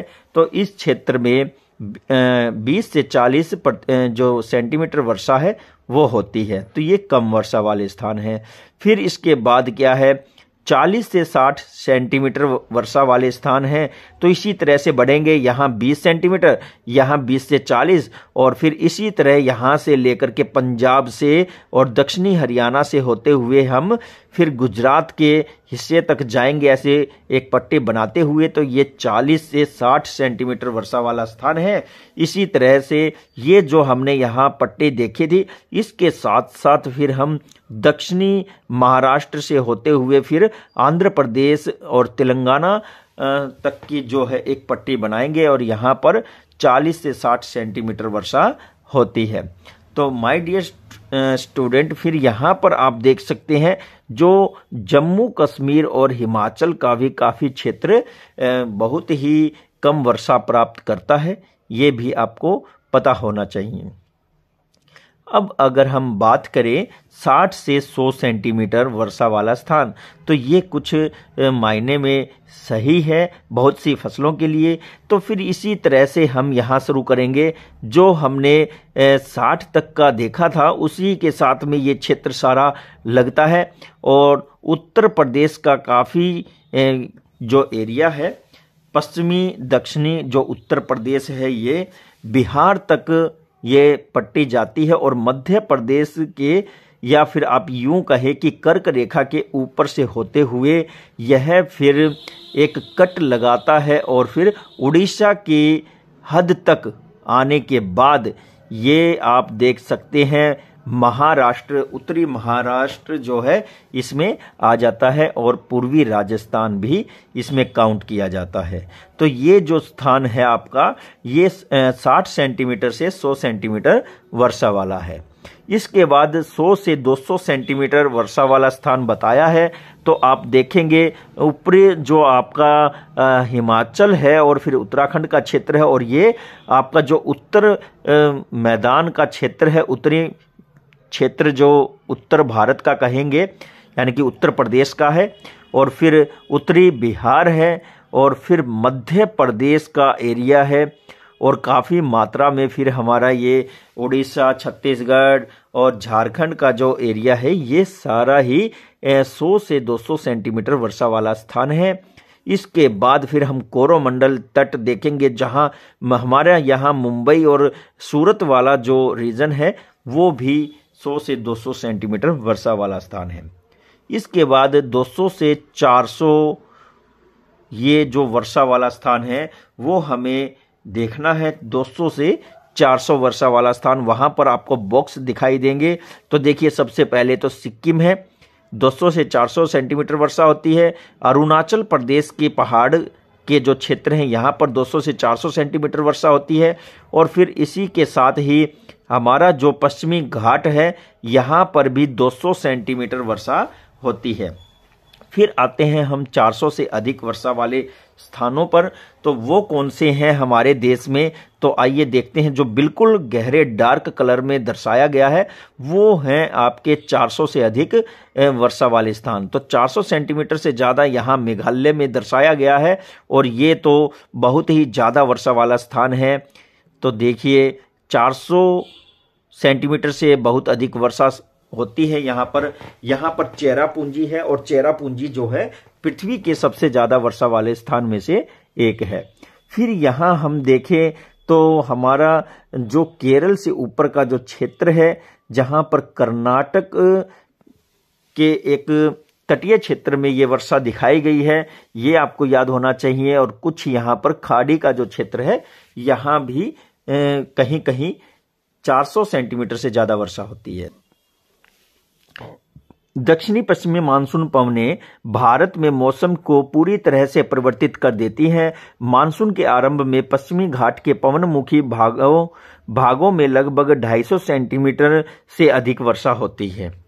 अभी हमने देखा है दक्कन का पठार एवं मध्य प्रदेश के कुछ भागों में भी उससे वर्षा होती है, ठीक है। यद्यपि यह क्षेत्र वृष्टि छाया क्षेत्र में आता है और मानसूनी वर्षा अधिकतर देश के उत्तर पूर्वी भागों में होती है। खासी पहाड़ी के दक्षिणी श्रृंखलाओं में स्थित मानसिंहग्राम में संसार की सर्वाधिक औसत वर्षा होती है। तो देखिए, अभी हमने इसके ऊपर चर्चा की थी। जो मानसिंहग्राम है ये चेरापूंजी जिले में है और यहाँ पर संसार की सर्वाधिक वर्षा औसत होती है। गंगा की घाटी में पूर्व से पश्चिम की तरफ वर्षा की मात्रा में कमी आती है। जब हम पूर्व से पश्चिम की तरफ भारत में जाते हैं तो वर्षा की मात्रा कम होती जाती है और गुजरात और राजस्थान के कुछ भागों में तो बहुत ही कम वर्षा होती है। तो हमने देखा था रेगिस्तानी क्षेत्र था जो कि 0 से 20 सेंटीमीटर वर्षा वाला स्थान है।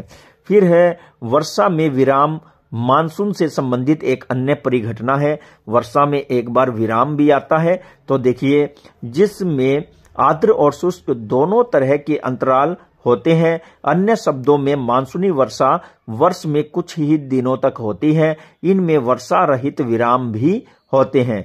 ये विराम मानसूनी गर्त की गति से संबंधित होते हैं।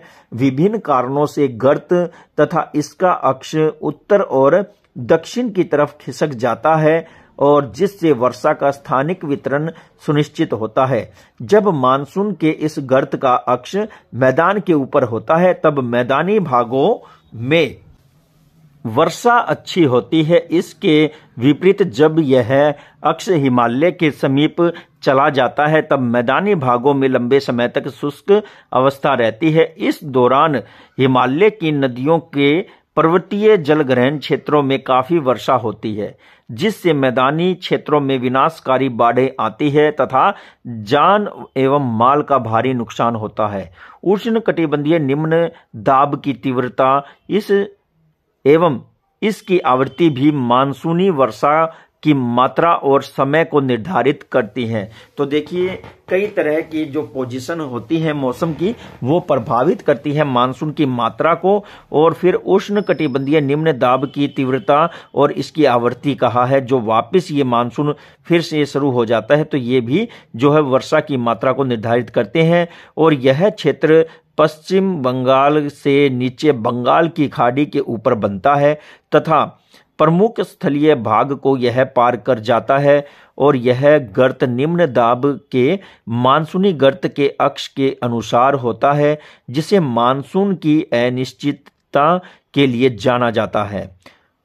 शुष्क एवं आर्द्र स्थितियों की आवृत्ति और तीव्रता तथा समयावधि में विभिन्नता।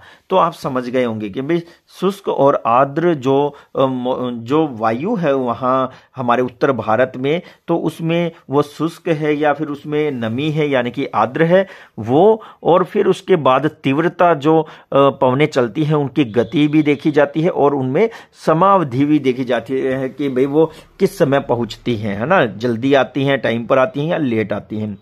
फलस्वरूप यदि एक भाग में बाढ़ आती है तो दूसरे में सूखा पड़ता है। इसका आगमन एवं तो बताया है, इसका आगमन एवं वापसी प्राय अवस्थित होती है। अतः कभी कभी यह देश के किसानों के कृषि कार्यों को अवस्थित कर देती है।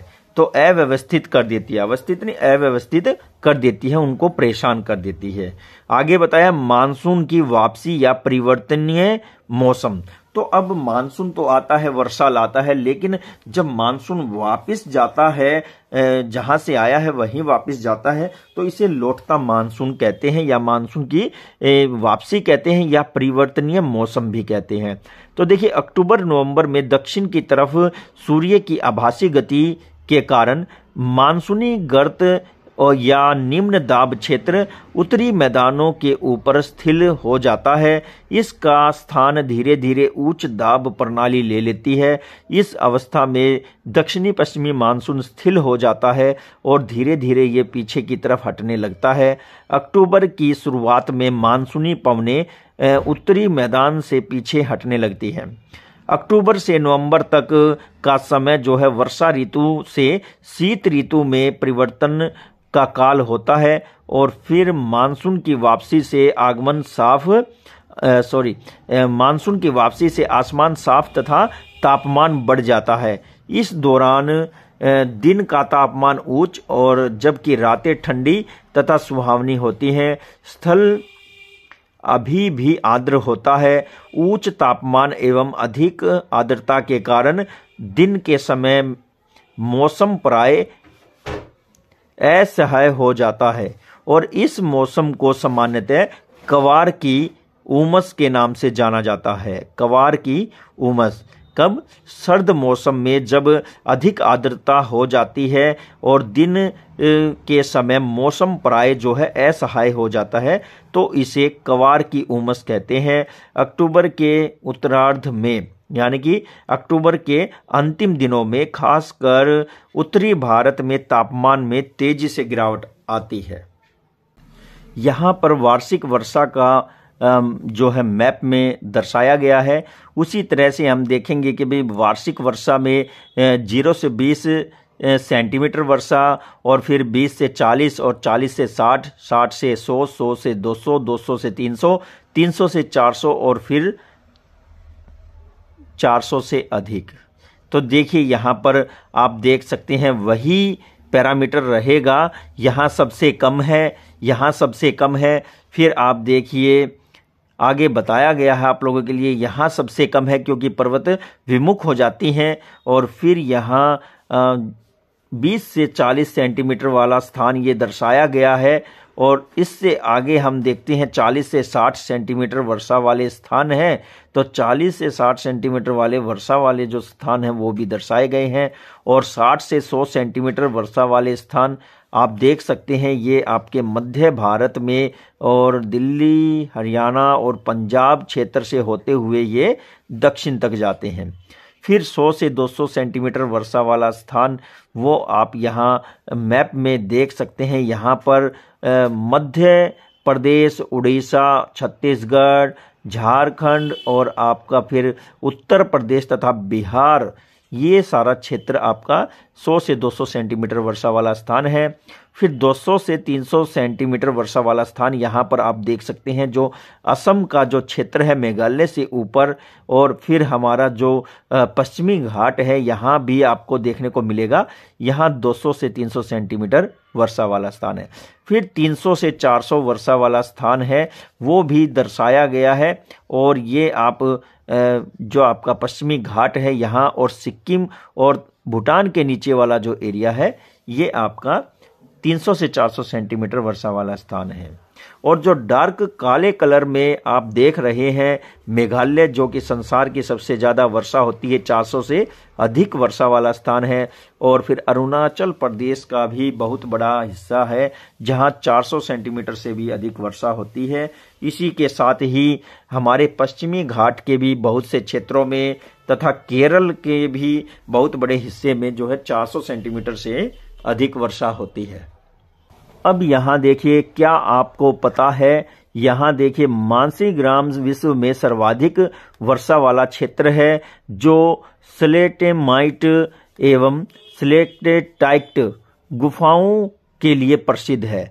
तो यहाँ पर ये गुफाएं पाई जाती हैं और सर्वाधिक वर्षा वाला स्थान है। फिर नवंबर के शुरू में उत्तर पश्चिमी भारत के ऊपर का जो निम्न दाब बनता है उस क्षेत्र की बात कही गई है, बंगाल की खाड़ी में स्थानांतरित हो जाता है।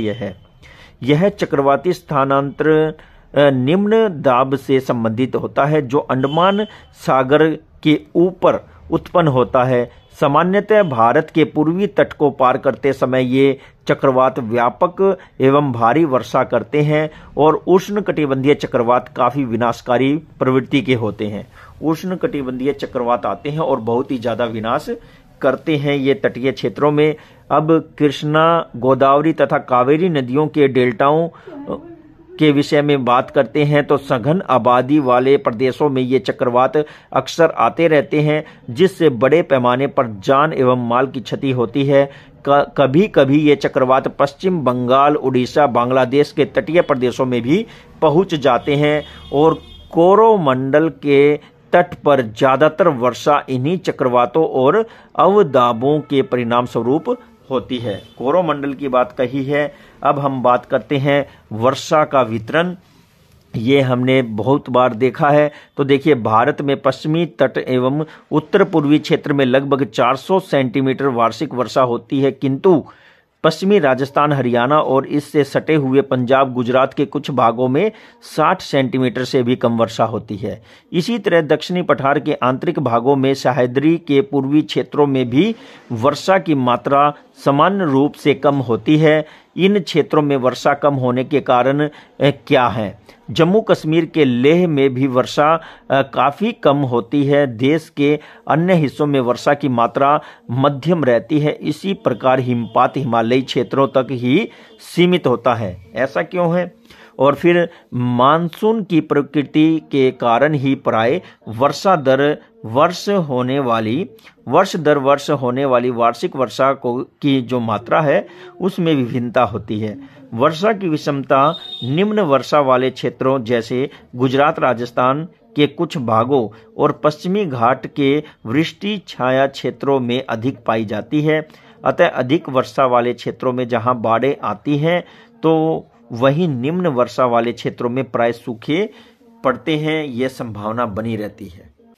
तो डियर स्टूडेंट, अब हम अपने इस चैप्टर के अंतिम पड़ाव में आ गए हैं। मानसून और भारत की एकता का परिचायक यहाँ लास्ट में हम जान रहे हैं। तो देखते हैं क्या है। इससे पहले क्रियाकलाप आया है। उपरोक्त समाचार पत्रों में कुछ बताया गया है। तो आपके जो बुक में समाचार पत्र दिए गए हैं उसमें बताया गया है कि कहाँ ज़्यादा वर्षा होती है, कहाँ बाढ़ आ रही है, तो कहीं पर सूखे पड़ रहे हैं। इसी तरह से उत्तर दीजिए में पूछा गया है, पश्चिमी पवनें क्यों उत्तर भारत की शीत ऋतु से संबंधित हैं?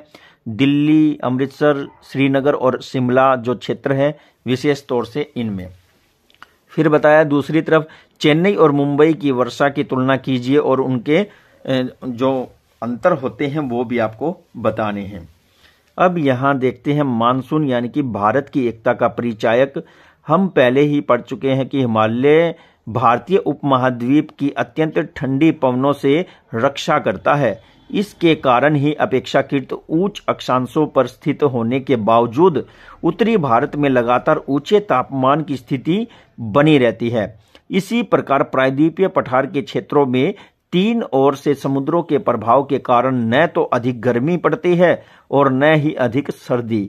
इसी समकारी प्रभाव के कारण तापमान की दिशाओं में बहुत अधिक अंतर नहीं पाए जाते, परंतु फिर भी भारतीय प्रायद्वीप पर मानसून की एकता का प्रभाव स्पष्ट रूप से देखा जा सकता है।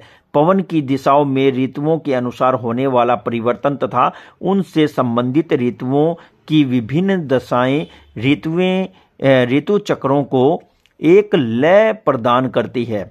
वर्षा की अनिश्चितता और उसका असमान वितरण भारतीय मानसून का एक विशिष्ट लक्षण है। संपूर्ण भारत परिदृश्य यानी कि पूरे भारत का जो क्षेत्र है वो बताया गया है।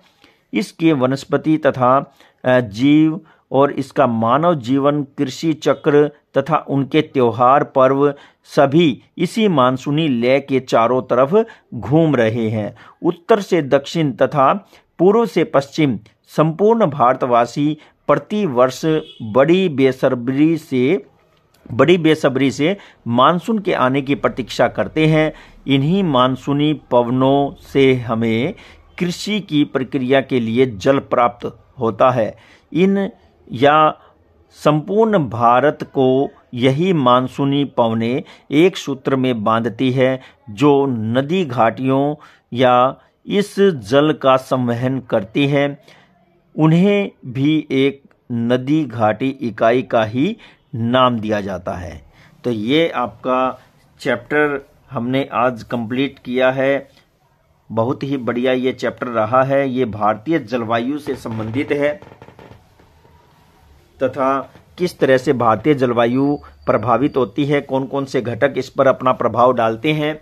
बहुत सी विशेष बातें हैं जो आपको आज पहली बार पता चली होंगी और बड़े ही ध्यान से आपको इस वीडियो को 2 से 3 बार जरूर देखना है।